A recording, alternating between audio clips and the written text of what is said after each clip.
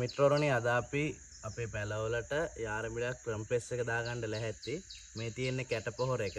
ඉතින් මිත්‍රවරුනි මේ පොහොර එක දානකොට වගා කරන කට්ටියට එන ගැටලු තියෙනවා. මොකක්ද දන්නවද?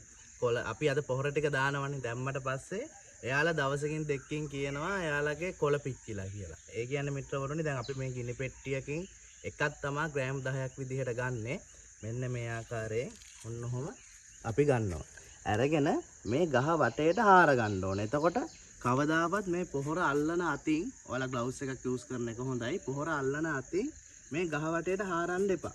අනිත් අතින් හාරන්න. කවදාවත් මේ අත මේ පොහොර වල ගාවන්න එපා. මොකද දන්නවද?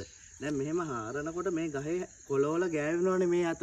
ඒ නිසා මේ අත හොඳ නිසා ගැටලුවක් නැහැ. බැරි වෙලා හරි මේ අත හරි මේ ගිනි පෙට්ටි හරි මේ කොළවල ගෑවුනොත් මේ පොහොර සැර වැඩි මේ කොළ පිච්චෙනවා. බොහොම පරිස්සමට මෙන්න මේ ආකාරයට අපිට වටේට පොහොර ටික දාගන්න පුළුවන්. පොහොර යොදන ක්‍රම ගොඩක් තියෙනවා. මේ ගහ වටේට යොදන හැටි තමයි කියලා දෙන්නේ. ඊට පස්සේ මිත්‍රවරුනි අපිට පුළුවන් හිමීට මේ අතේ මේ පොහොර ගෑවෙන්නේ නැති වෙන්න පස් ටික ලං කරගන්න.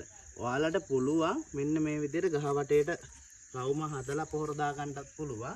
එහෙම නැත්නම් පොහොර ටික අරගෙන ගහ වටේට ඈතින් දාලා ඊට උඩින් සාමාන්‍ය කොම්පෝස්ට් ටිකක් බදුන් මිශ්‍රණයේ පොඩි ප්‍රමාණයක් පොහොර වැහෙන්න පුරව ගන්නත් පුළුවන්.